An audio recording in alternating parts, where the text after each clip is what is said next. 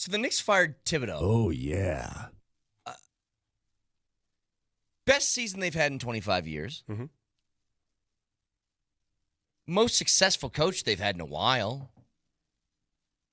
And I see a very stark contrast between them and others. But can I start with one thing with the Thibodeau firing thing? Yeah.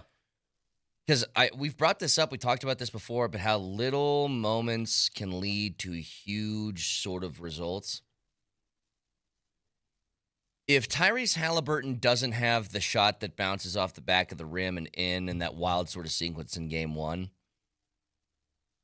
I don't even know if the Knicks lose the series. I don't know if Thibodeau's fired. And to make this decision, it just seems like a very weird one. Very. I mean, they got to the conference finals, and Yeah. they weren't supposed to get there. Right? They beat Boston. Uh-huh. I think this is bigger than the results of the playoffs. I think this is a faction inside that locker room, a player or two, who don't like him and went to management and said, we can't do this anymore. And players are going to win over coaches because the players make all the money, or most of the money. It's true.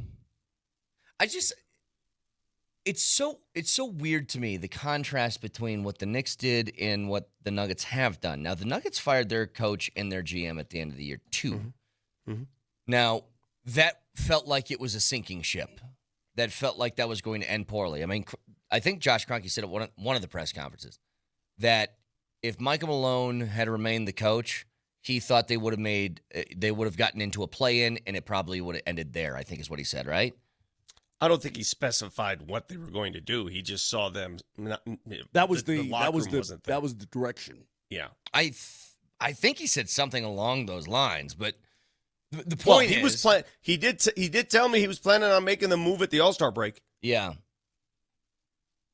But then this postseason comes, Adelman keeps the job, and a lot of the talk that I'm sort of trying to read between the lines on is the problems that the team has will be fixed mostly internally, is kind of what I've read so far. Mm-hmm.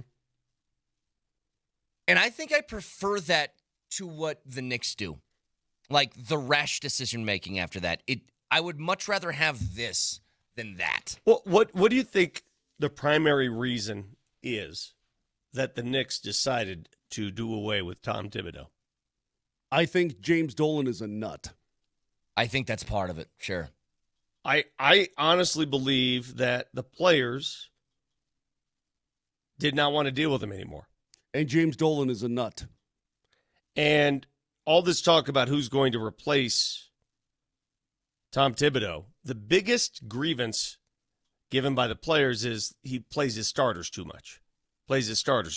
Yeah. They played more minutes than any starters in the league. And I guess the thought is Michael Malone is a perfect candidate for that job, right? New York native. Yep. Won a championship recently. What has been his biggest criticism as a coach? I thought the exact same thing. Yeah. What's his biggest criticism as a coach? And he doesn't play bench players. That he plays his starters too much. Yep. So why would you replace a guy who plays his starters too much with a guy who plays his starters too much? It's exactly what I said earlier. I was like, you would be replacing Thibodeau with a guy who coaches just like Thibodeau. And also James Dolan is a nut. I mean, I think that's a very good point, Moj. I think James Dolan, I can't imagine. That's his most successful coach since, what, Jeff Van Gundy made his run? What about 25 years since they made the conference finals? What about Phil Jackson? What did they do? They didn't do anything with Phil. They didn't win anything They didn't win anything with Phil, no. Listen, Dolan is just one of these eccentric owner guys. He's just one of these. I mean, didn't he fought with Charles Oakley, correct? Yeah. He's just, in some ways, he's very interesting when you see his business career. He also is in a band called JD and the Straight Shot, plays guitar. I don't know if he sings or not. Neat. So if they replaced Thibodeau. Exactly. I'm saying he's. If they replaced Thibodeau with Malone, if that's what were to happen, because signs are they're going to act quickly, what does that say about Thibodeau? That they didn't like him, that something. See, that's why that move would make very little sense because you're basically hiring a younger version of the same coach. Yeah, this is Antonio Daniels on Sirius XM NBA Radio. I don't think this is about Thibs coaching as opposed to this being more about Thibs coaching style, if that makes sense. I don't think it's simply about the X's and O's. I don't think it's about the fact that he didn't relate to the players. I think it's about the fact that people are starting to understand that you can't win in this league, big win, playing 7 guys. It can't happen. Not in the modern NBA, not in the new NBA. The old NBA, it was very much not only common practice, it was the way it is.